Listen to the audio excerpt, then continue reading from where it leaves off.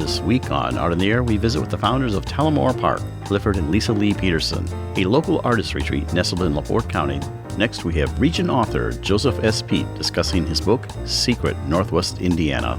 Our spotlight is on Lakeside Artist Guild's summer concert series in Cedar Lake with Andrew Anderson.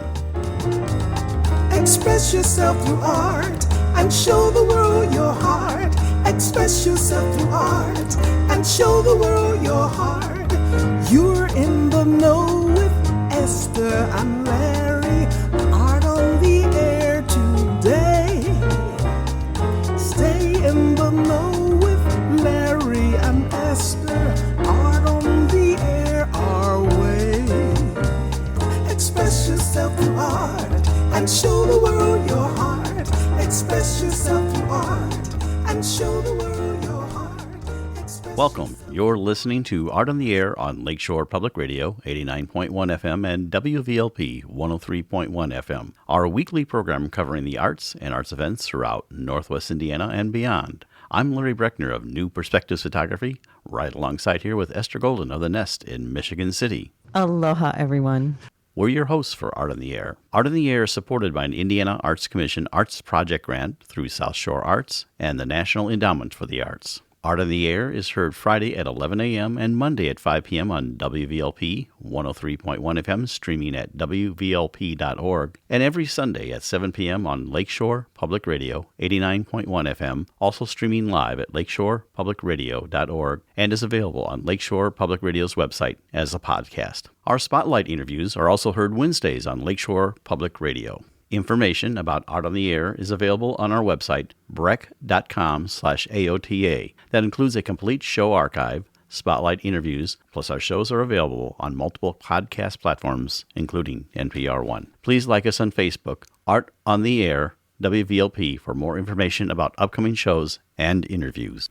And we'd like to welcome to Art in the Air Spotlight from the Lakeside Artist Guild. They've been doing a summer series of concerts. They just completed one, but they have several more.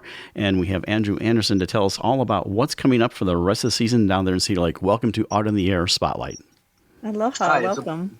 Thank you so much, both of you. It's an honor to be able to present and let people know about what we're doing. This is our second summer season. We started it last summer, and it went really well. I actually think that lakefront is one of the most beautiful places to perform there at Cedar Lake. They've got a great stage. You get to watch the sunset behind the backdrop of the performers. And I think it's unlike anything else in the region as far as the beauty and a place to give a free concert for the public to enjoy. We've fundraised the money for our first two concerts. Our first one was last Thursday night. We did a water music concert, which of course included Handel's water music, but it also included Otis Redding sitting on the dock of the bay. Oh golly, it had a whole bunch. I'm not going to remember all the tunes that we did on it right now because it was a whirlwind getting it together and presenting it. But it was a great show. We had students from our academy come up and they sang the state song. If you know the state song for Indiana, it's On the Banks of the Wabash. So Right. That was appropriate for a water music program as well. They did a great job. I think there's some video of that on our social media. So if you want to catch some snips of that first concert and get an idea for what we produce on these free concerts, you certainly could go to lakesideartistsguild.com. And you could also find us. We have a YouTube channel that you'll be able to get from our website. All of that's available. Our next concert is going to be July 24th. And that's originally we were thinking of an American songbook, but then we weren't sure how many of our singers were going to be available for it. And so we shifted it to an American soundtrack.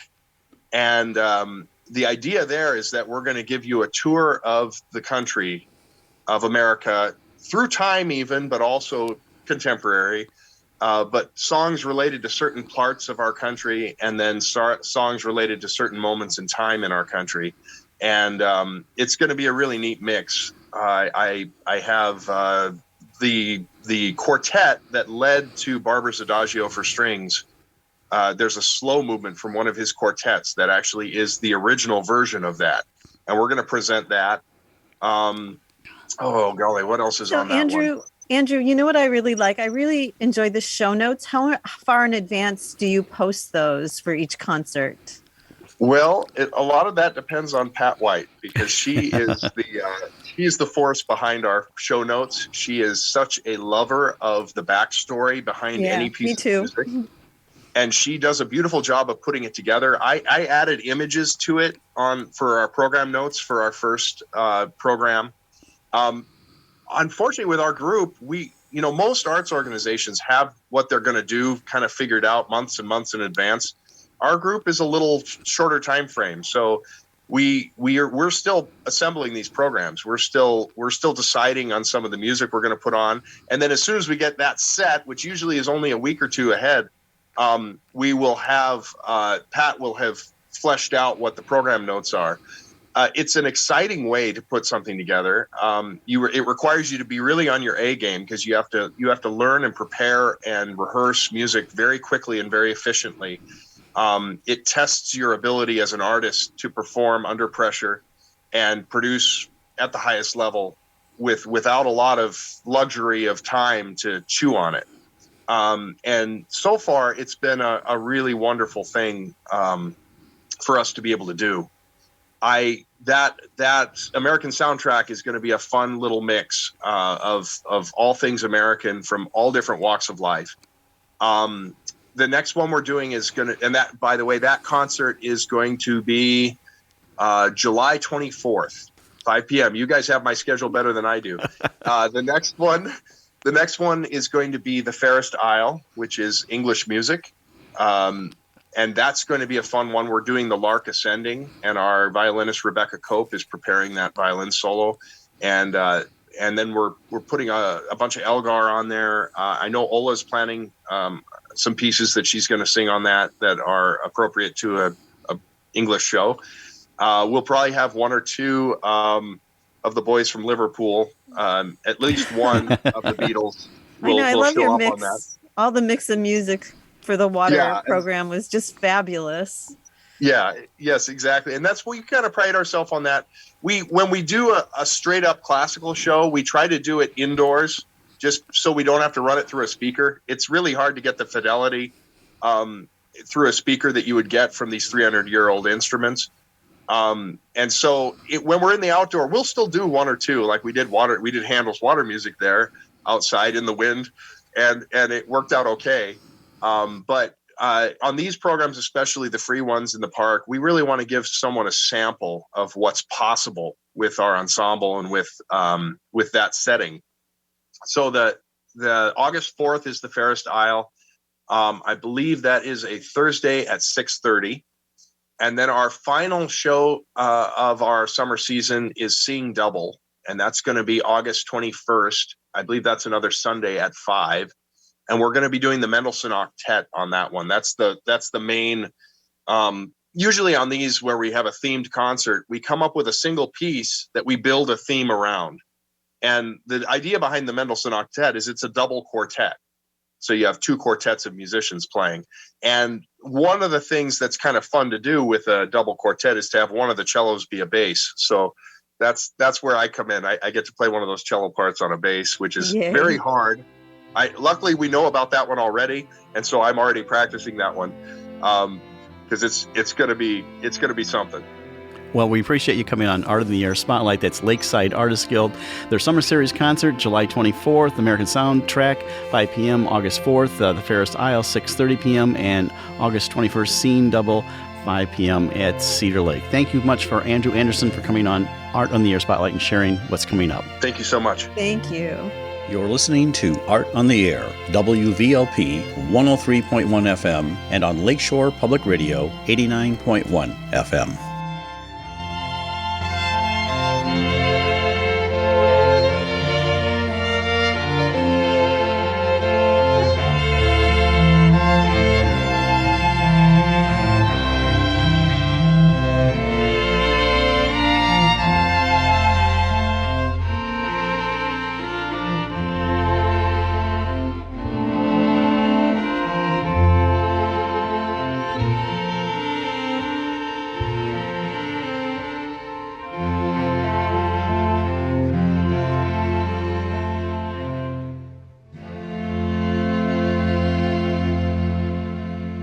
and I would like to welcome Lisa Lee Peterson and Clifford Peterson to Art on the Air. They share the artistic, administrative, and practical responsibilities of Taleamor Park. Taleamor Park offers self-directed residencies and retreats for artists, scientists, writers, and humanists in a peaceful setting. The house is situated in the midst of a 350-acre working farm, which has been in Clifford's family since 1950. Clifford has degrees from Harvard, Notre Dame, and the University of Chicago. Lisa served as a professor of textile arts, art and design department chair, and designer and director of the MFA program at Purdue University. Thank you both for joining us on Art on the Air. Aloha to you both. Hi. Hey. Thank you for inviting us. Well, we'd like to hear a little bit about you, and Lisa, we'll start with you. Your personal journey. I always like to say how you got from where you were to where you are now. So tell us about yourself. Well, I was born in the territory of Hawaii, which might put me in Africa somewhere. My parents moved to the San Francisco Bay Area when I was 3. And so that's where I grew up and went to college, California College of Arts and Crafts, University of California at Berkeley.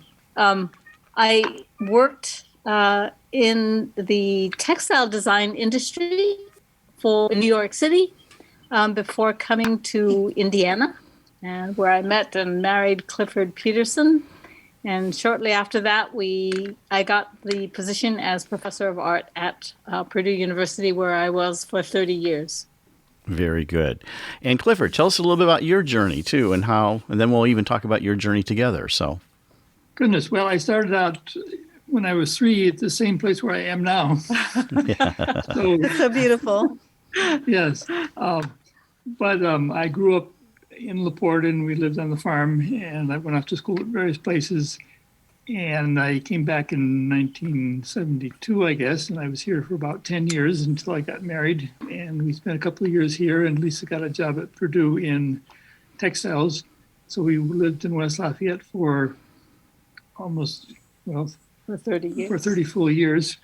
We had 2 children. So how did you meet? How did those universes collide? Don't ask us that question. I'll give you the short answer. Please tells you it will be a very long answer. I was an artist in residence in the Gary Public Schools in 1975, and I went to a national artist in residence conference at Notre Dame that same year, and I met Ruth Isawa, who is a well-known San Francisco sculptor, both fine art and public community art sculpture. And 7 years later, I ended up visiting Ruth again in her home in San Francisco, and I met Lisa at Ruth's kitchen table, February 1st, 1982, and we were married May 1st, 1982. Very good. So, Lisa, we'll go back to you briefly. Tell us a little bit about your actual career at Purdue, what you taught more in detail, like things, in terms of your whole artistic journey there. Well, everyone said that I was the head of the textile department. It was a department of 1. So I taught all of the textile media. So anything from silk screening to batik to crocheting to weaving. And so I did that. That was my bread and butter. But about 10 years in, I took over the graduate program and wrote a successful proposal that allowed us to offer the MFA in fine arts and design, and then administered that for the next 20 years. So that's what I did at Purdue, with occasional stints as chair. Very good. And it's kind of tough to be in the arts in Purdue, which is largely not known for a heavy arts emphasis. That's true. However, because we have a very strong design component, our program was, I think it still is, larger than that than IU. because IU is more focused on fine arts, and our program was primarily focused on design, industrial design, graphic design, interior design. And Clifford, then tell us a little bit more about your art, and you were artist in residence in Gary and everything. So tell us, what do you do? What do I do? Well, in those days, Gary Public Schools days, I was focusing on silkscreen printing and working with the children. I developed some very simple methods where I could go into a classroom and within an hour we could have finished prints done by everyone in the whole class. But and then I segued from that into textile printing. But all along, I've painted ever since shortly after being in high school, and starting in Mexico and continuing in various places. So Clifford, your designs are very bold and colorful. Was that how you started out, or did that now that I hear Mexico and different things, I can, I'm starting to get a picture. I started out that way. It's hard to get back to be as bold and colorful as I was then, but I occasionally succeed.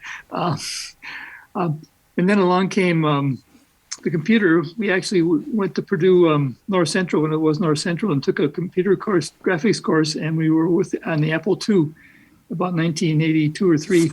And it was when you had to say, move 1 space north, move 3 spaces northwest, etc. We were moving this little dot in increments.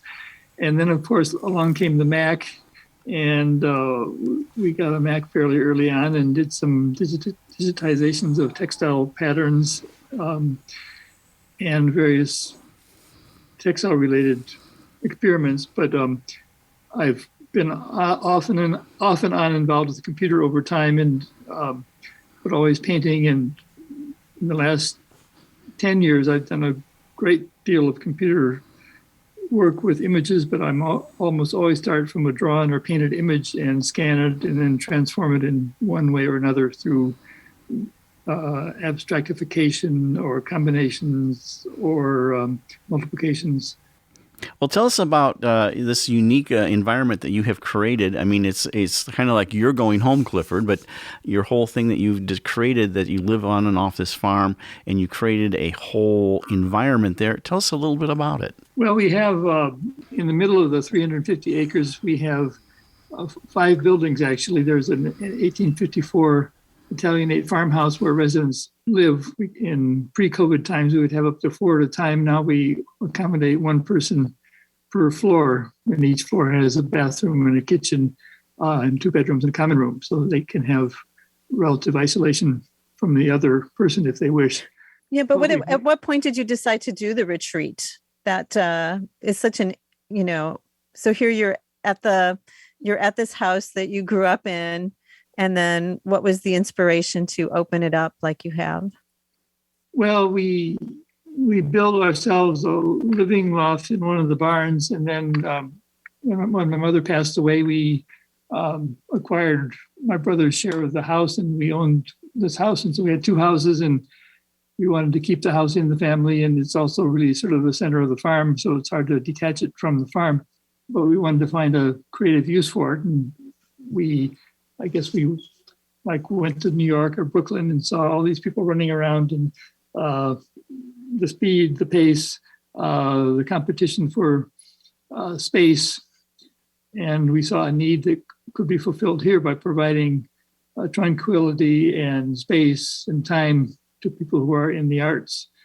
So we tried to respond to that need. And from a purely selfish point of view, we enjoy having a constant stream of interesting people around. Oh, yeah. No, they are so interesting and talented. And so how did you come up with the beautiful name?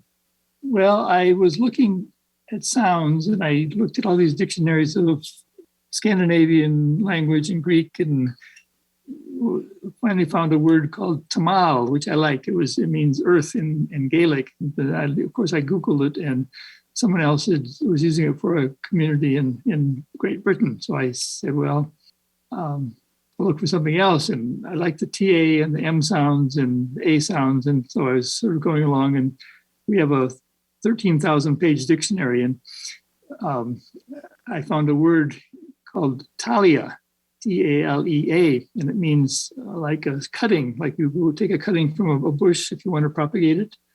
And I thought this was appropriate. And so I had the word Talia and looking for my M's. And so I have Taleamor. So it just sort of flowed into adding the amor to the Talia and making a composite. So let me tell the next. Okay, Lisa's going to share the next. So then Clifford Googled Taleamor just to make sure that it wasn't used somewhere else.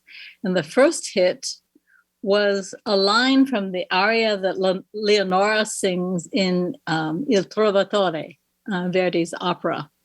And the entire line, it's something, di tale amor, something, something, something in Italian. And the entire line means a love, such a love that it cannot be put into words. And we felt that, well, that was appropriate. Sure. And it's a visually beautiful word too.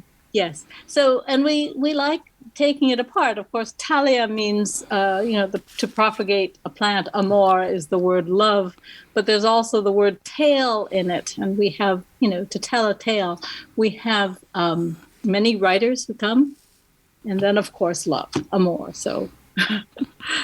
So yeah, I'm interested in, let's say I'm interested in coming to your everything, and you have different lengths of time and everything. How does that work? How do you apply? What's the expectations that I will get out of the experience and sharing and everything? So just kind of give us a firsthand knowledge of how that works. Okay. So this has, of course, evolved over time. Initially, when we started out, we had scheduled residencies, and we brought 4 unknown people to each other into this space. And so you had a real residency experience. Our residents really commented on how they loved being mixed with the writers with visual artists and vice versa.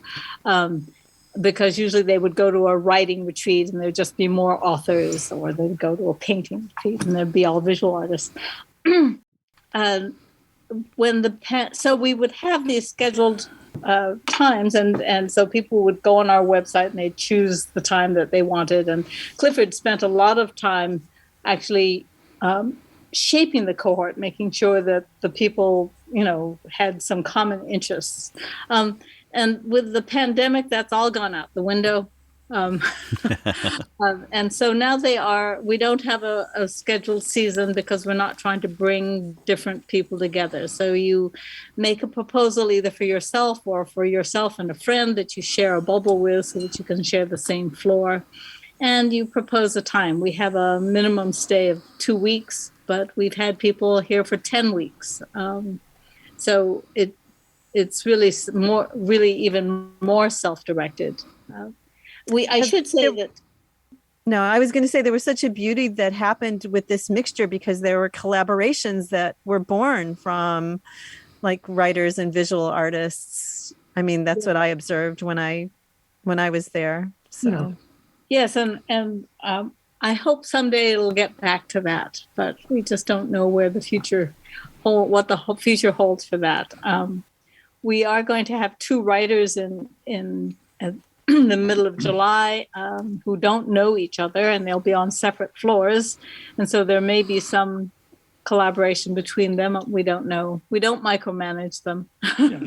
Well, I have been collaborating with one of our residents, a Korean sculptor who has been here 4 times, actually, for a total of almost 6 months over the past 2 to 3 years, most of which was in the last year. And we've done extensive collaborations, including an outdoor installation on an old swing set. I mean, a giant swing set. It's about 12 feet high by 20 feet long by 8 foot wide. And she cut out more than 300 shapes based upon shapes in my drawings that she, out of galvanized metal and out of corrugated roofing material.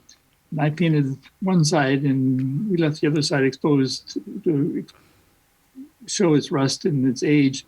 And then she wired them all together to make almost like a skin or a roof over the structure.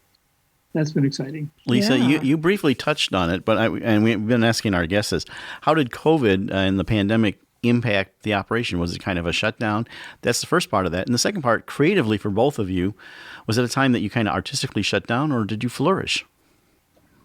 So we did shut down. We in the spring of 2020, we were let's see, about halfway booked, 50% booked for the 2020 season, and we had to return all the deposits.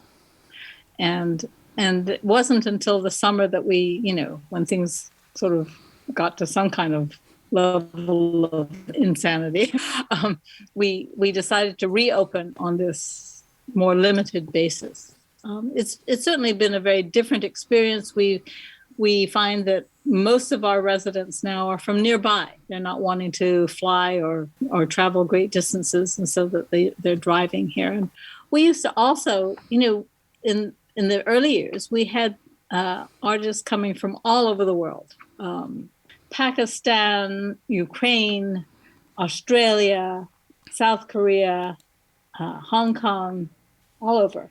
Anyway, and because that they didn't have their car, we would drive them. We'd drive them shopping, we'd take them to the beach. And now we insist that they drive themselves. And so that does necessitate them coming from nearby. So most of our artists have been from Chicago and Indiana. What about your own personal art practices? I've been hyper-productive over the last 2.5 years. Yeah. We don't have any visual arts artists coming, so I'm actually taking over one of our studios, the bulletin boards. I'm going to start doing photo prints of some of the images and try to organize them just to make some sense of what I've done over the period of time, which is going to take a long time to untangle. But I've been very productive and made a lot of creative breakthroughs, I would say. And I have my artistic output has changed from making textiles to writing texts.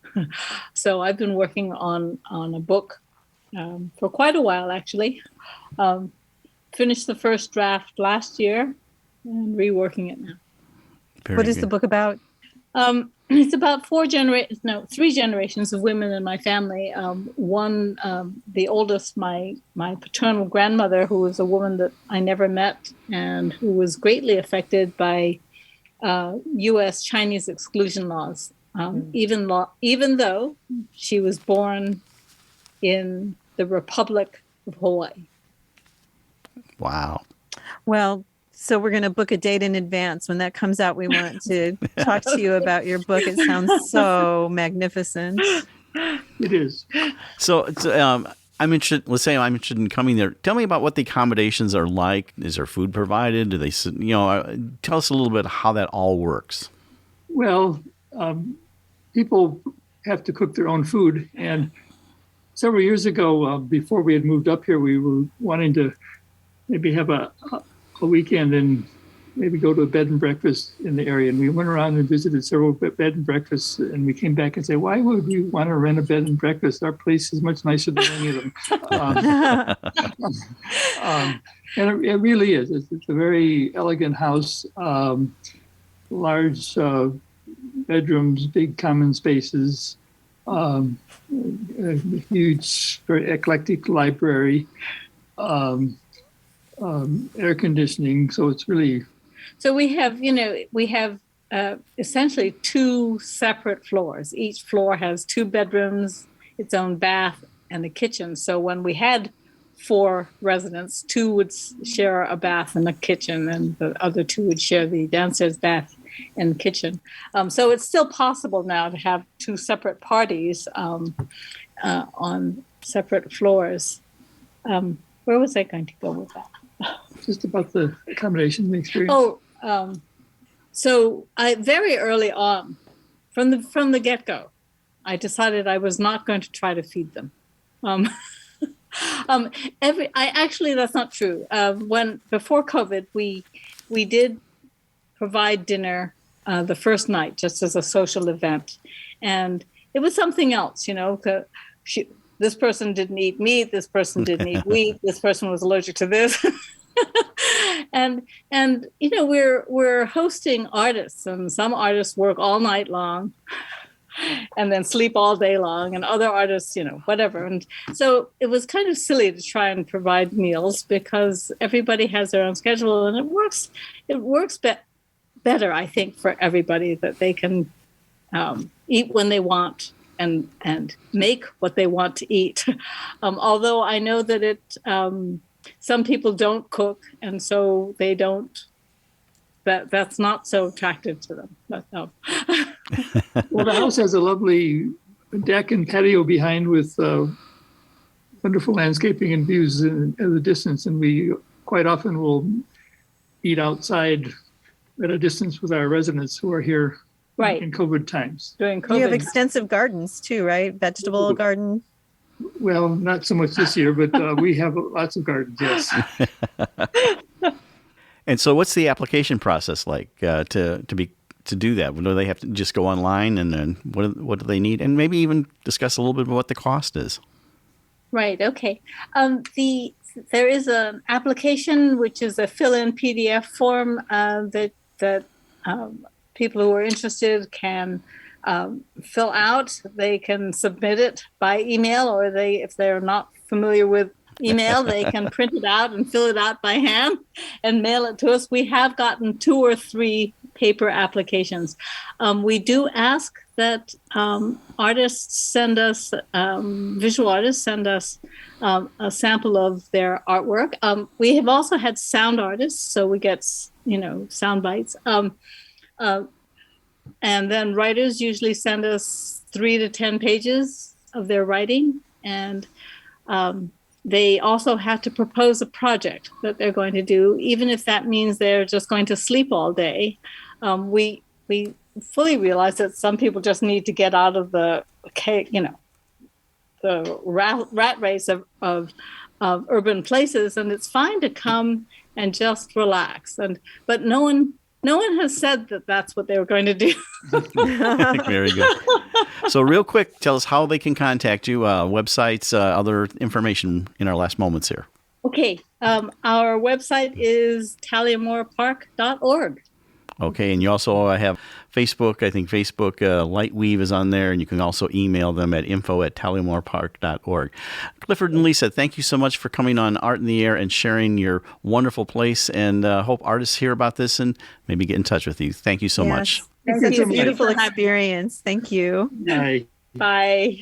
You're listening to Art on the Air, WVLP 103.1 FM, and on Lakeshore Public Radio 89.1 FM. We would like to welcome Joseph S. Peet to Art on the Air.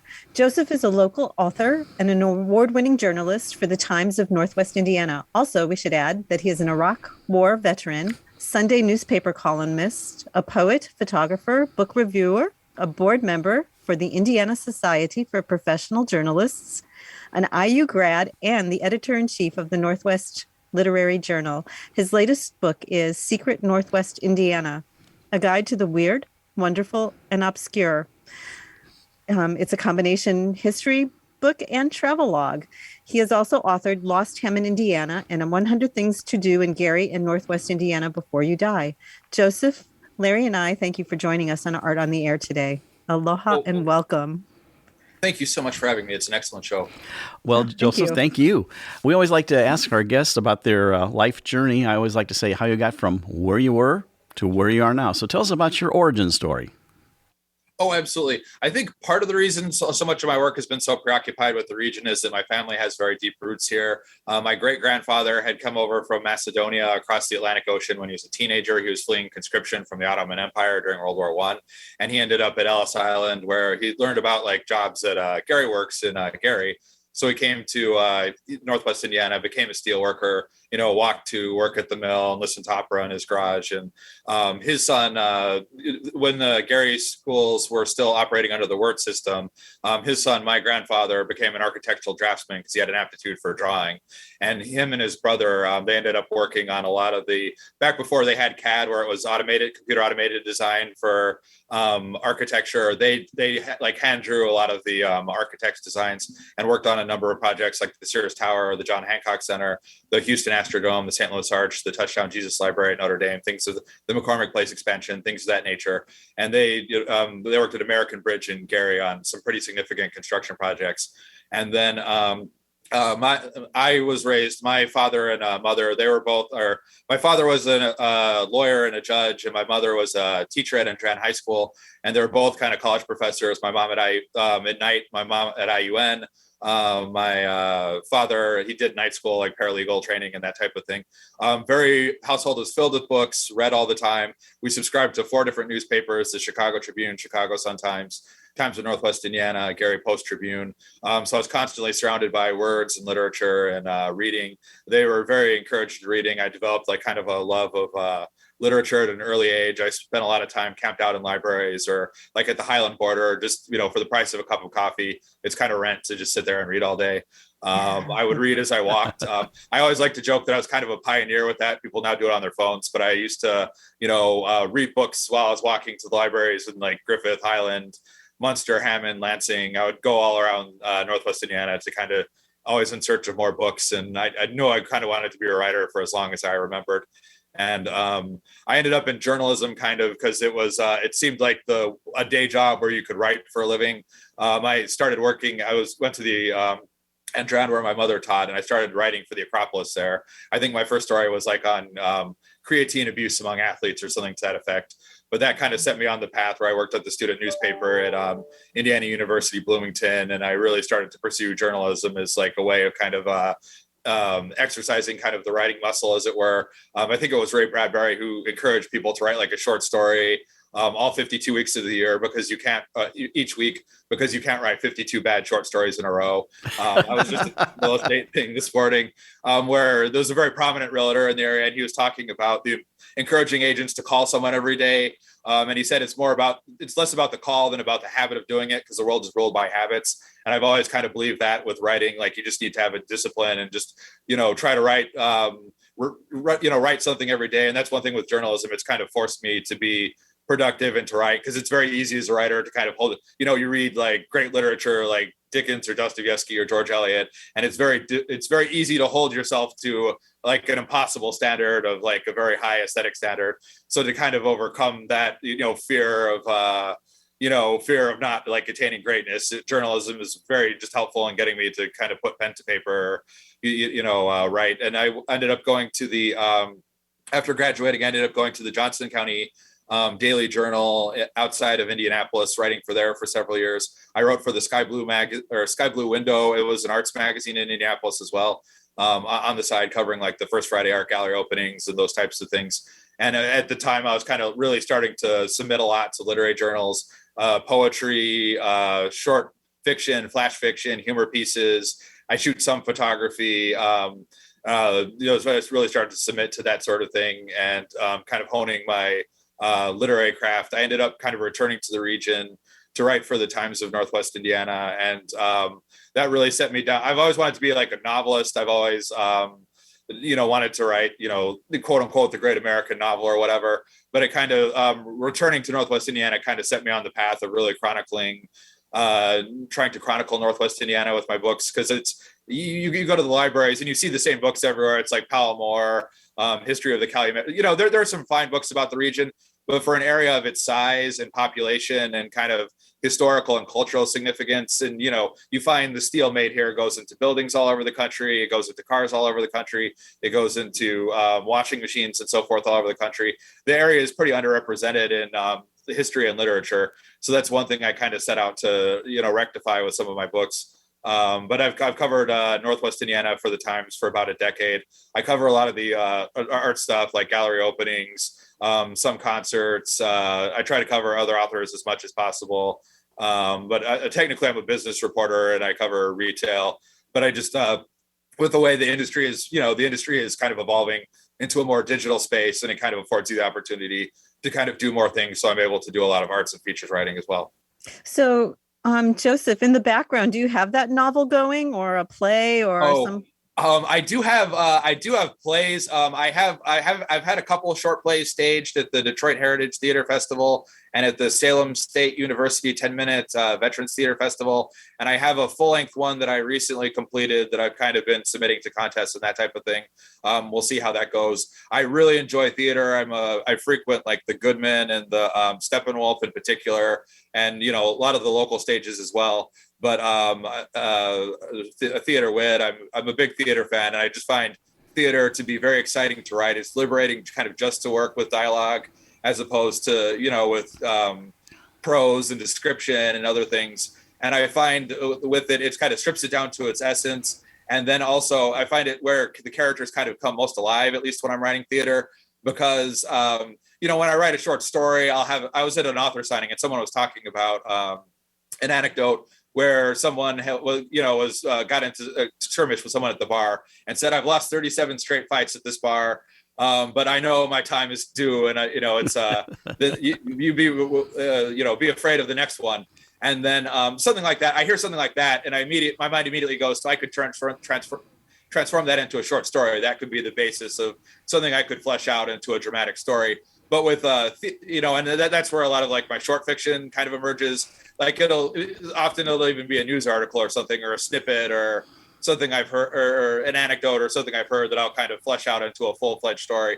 But with theater, I find I try to make it where the characters are sort of deliberately antagonizing each other, and they are what's coming next is always unexpected. So they kind of take a life of their own, which I find interesting, because I don't always. A lot of the other fiction I write is kind of a little bit more structured, and I have kind of like the whole story in mind when I start out. When it's when I'm writing theater, it kind of goes on its it kind of meanders, it kind of goes wherever the characters will take it. So can you give us sort of a synopsis of what the Detroit play was like? What was absolutely. It was inspired by a short story by Charlie LaDuff, who's a journalist out there. It was about pickup hockey players in an abandoned building had discovered a corpse that had been frozen in an elevator shaft. And I've been long interested in urbex, kind of urban exploration. Like there's a lot of it that goes on. A lot of people actually come over from Europe to go to both Detroit and here in Gary to visit places like City Methodist Church, where they'll come and they'll photograph like a lot of the buildings. And I've always found that, very fascinating. I volunteer every year to help the Decay Devils with preservation of the Union Station downtown. And I've helped with like the city light and water building and to try to help preserve some of these historic structures. But I've always found that fascinating, given our built environment in Northwest Indiana and the way it's kind of been, partly abandoned and everything. And the lack of reverence that's kind of often shown for these historical structures that in many cases were designed by, masterworks by very distinguished architects and everything, and just kind of left there to languish and rot. And it's just a tragedy. But I found that captivating. And that play in particular was kind of a dramatic spin on the story about finding the corpse in half frozen in an elevator shaft in an abandoned factory. Why don't you approach some of the local theater groups possibly to produce or, I'll say workshop your play? Because sometimes that's a great way to do it. Get it cleaned up and then send it out for contests. I mean, there's a lot of local theater groups that might be willing to produce that. Oh, absolutely. No, that's definitely something I should consider, because theater is one where I'm more kind of dabbling. I've been published pretty widely in short fiction and short humor or humor and poetry and things, and journalism and things of that nature. I freelance quite a bit with journalism. I write book reviews for Ford magazine and that kind of thing. Theater, just kind of more, I just started writing it more out of a love of going to theater. So I probably should be trying to workshop some of my plays with that. That would definitely be beneficial.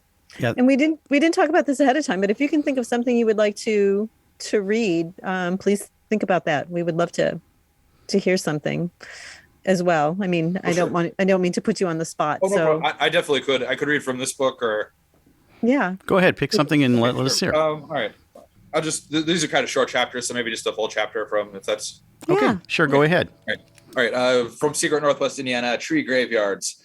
The Indiana dunes are living formations of sand, always roiled in motion like the crashing waves along the shore. Dunes have been known to move up to 60 feet a year. The constant shifting of sand contributes to the great biodiversity by seeding pioneer plants in new places and by killing other plants off by exposing the roots, allowing the mulch to nourish the soil in a cycle of life. One byproduct of the Indiana dunes' ever-shifting sands is the tree graveyards, where thickets of dead trees jut out of the sand that left them stranded without any nourishing soil. Sand dunes have swallowed up entire forests. The phenomenon of tree graveyards can be found throughout the Indiana dunes, where it's not uncommon to see half of a tree's roots hanging out of a dune that's crept further landward. A few of the most dramatic spots include the Big Blowout by Trail 10 in the Indiana Dunes State Park, the terminus of the Paul H. Douglas Trail in the Miller Woods, in Gary's Lakefront Miller neighborhood, and the Great Marsh Trail in Beverly Shores. Even in areas otherwise teeming with wildflowers, reeds, ferns, forest, and other plant life, hikers can come across otherworldly assemblages of dead trees sticking out of the sand. On the beach, old pieces of driftwood add to the eeriness. It's a spooky post-apocalyptic sight, but one that emphasizes how fleeting life can be, and even the sturdiest seeming oak is ultimately sapped of its vitality. The landscape of the dried-out gray wood and bare, branchless tree trunks reaching up to nowhere as they slowly rot away can invite somber rumination about mortality and other weighty matters. But the trails continue to unfurl with varied plant life like colorful orchids and sweeping seas of prairie grass, and the nearby sunbathed beaches beckon. And Oh, that's yes. from Secret Northwest Indiana.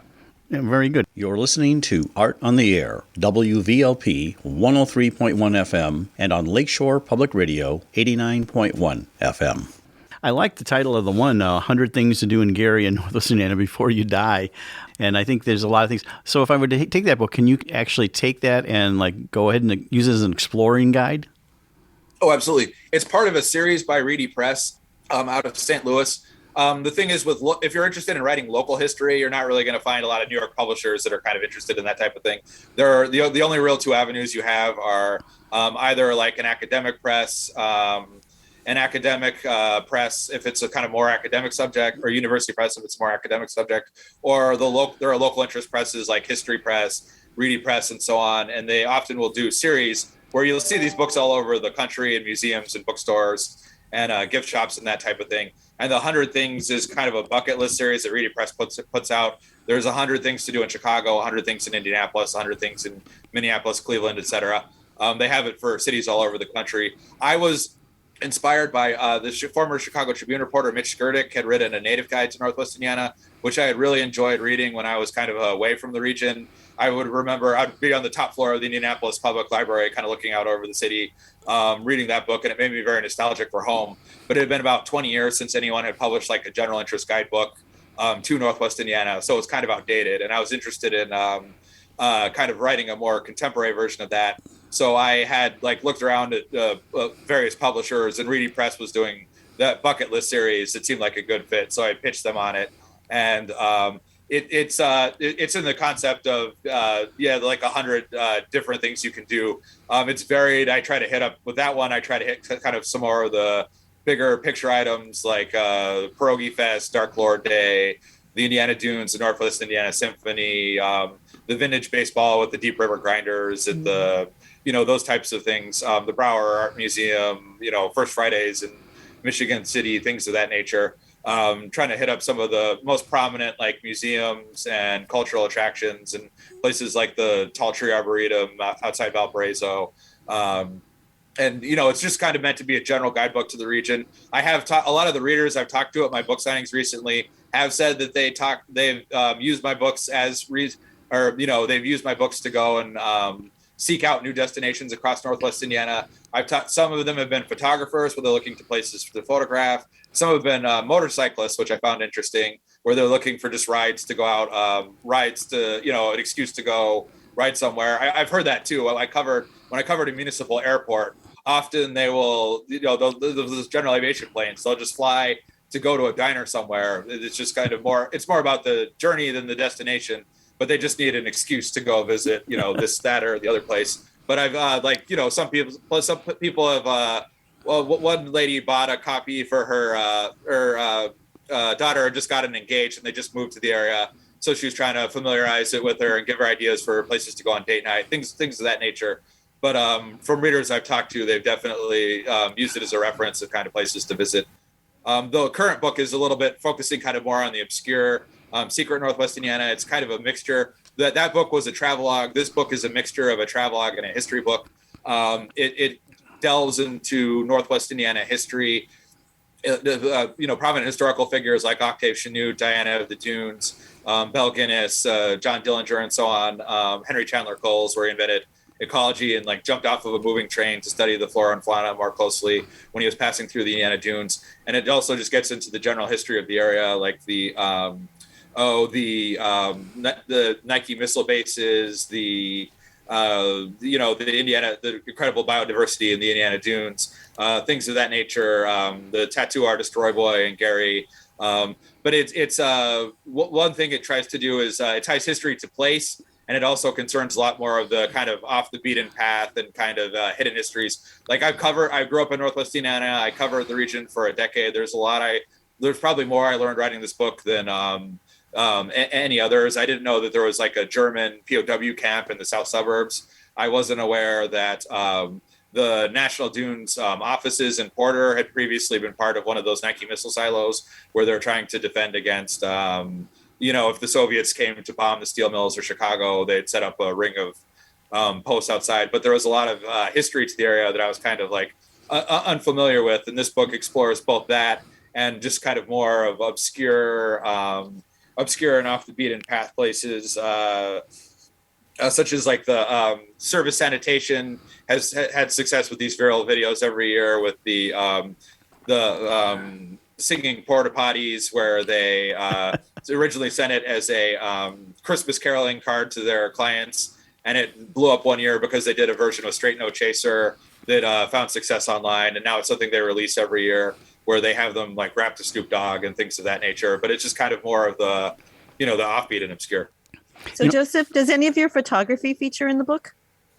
Oh, yes. This one is mainly my photography. I went to all the sites myself to do research and to photograph them.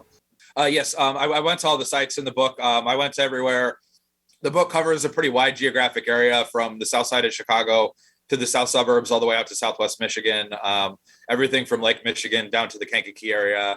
And I, went everywhere to historical sites, to sand dunes, to the World's Fair houses, to, various other points of interest.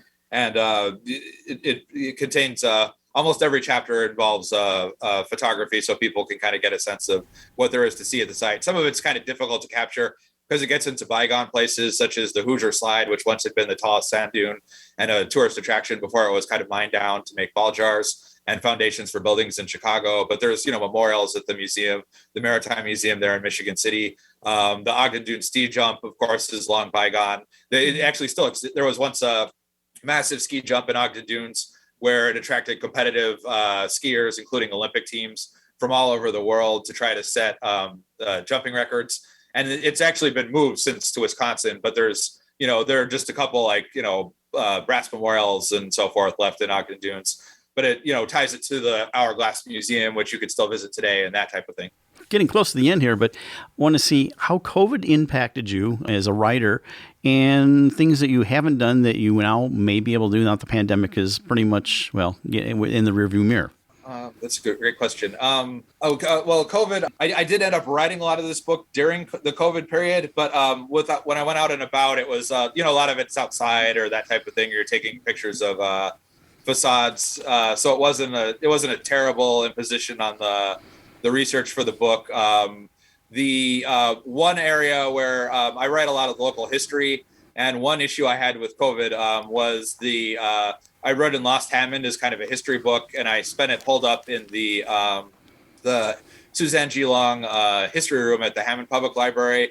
A lot of the libraries have since been closed or restricted access to or during the pandemic, restricted access to the history rooms. Some have been closed for the Indiana room in the Gary Public Library, I think, has been closed for a lot of the time. I have started to research a new book on the history of East Chicago, and that they have been letting me in the history room in there for that. But it kind of, when the pandemic was in full swing, it was kind of impairing some of the historical research I was trying to do at libraries. But now I'm able to kind of return to that. That's good. And anything else besides that book you're looking to do outside of writing or next project? Well, my next project is pretty much Lost East Chicago, from the History Press. It's kind of a history of East Chicago, bygone institutions there, and the bygone institutions there in the Indiana Harbor neighborhood in particular. I just continue to write short stories and poetry and so forth. And, eventually I'm I have several ideas for a novel that I've been batting around. But there's a couple more local history. I cover the steel industry a lot, so I'm definitely looking to do a history of local steel, both in Northwest Indiana and South Chicago and the Joliet area, and kind of chronicle the history of the mills and how they shaped the communities and brought immigrants from all over the world here. That'll be wonderful. That'd be great. Well, we just about 1 minute left here. And Joseph, tell us a little bit how people can find you on the web, your work, anywhere else, and columns, presentation. Just let us know where they can find you. I'm very active on Facebook and Twitter. I'm pretty much known for the Twitter. I can also be found on Northwest Indiana Literary Journal.wordpress.com is an online literary journal I manage. At NWI.com, that's where most of my journalism is with the Times. I do the Sunday column on there, and that's where you'll find most of my journalistic writing. Excellent. Well, we appreciate you coming on Art in the Air. That was Joseph S. Peet. He's the author of Secret Northwest Indiana, Lost Hammond, and 100 Things to Do in Gary and Northwest Indiana. Poet, does photography, writes humorous pieces, and also does corresponding and journalistic work. Joseph, thank you so much for being on Art on the Air. Thank you. We appreciate it so much. We'd like to thank our guest this week on Art on the Air, our weekly program covering the arts and arts events throughout Northwest Indiana and beyond. Art on the Air is heard Friday at 11 a.m. and Monday at 5 p.m. on WVLP 103.1 FM, streaming live at WVLP.org, and every Sunday at 7 p.m. on Lakeshore Public Radio 89.1 FM, also streaming live at lakeshorepublicradio.org, and is available on Lakeshore Public Radio's website as a podcast. Our Spotlight interviews are also heard every Wednesday on Lakeshore Public Radio. Thanks to Tom Maloney, Vice President of Radio Operations for Lakeshore Public Radio, and Greg Kovach, WVLP's station manager. Our theme music is by Billy Foster with a vocal by Renee Foster. Art in the Air is supported by an Indiana Arts Commission Arts Project Grant through South Shore Arts and the National Endowment for the Arts. We would like to thank our current supporters and underwriters, which include Regional Art Patron Mary Levan and Walt Breidinger of Paragon Investments. So we may continue to bring you Art on the Air. We rely on you, our listeners and underwriters, for ongoing financial support. If you're looking to support Art on the Air, we have information on our website at breck.com/AOTA, where you can find out how to become a supporter or underwriter of our program in whatever amount you are able. And like I say every week, don't give till it hurts. Give till it feels good. You'll feel so good about supporting Art on the Air. If you're interested in being a guest or sending us information about your arts-related event or exhibit, please email us at aota@breck.com. That's aota@breck.com, or contact us through our Facebook page. Your hosts were Larry Breckner and Esther Golden, and we invite you back next week for another episode of Art on the Air. Aloha, everyone. Have a splendid week. Express yourself through art and show the world your heart. Express yourself through art and show the world your heart. You're in the know with Esther and Larry. Art on the Air today.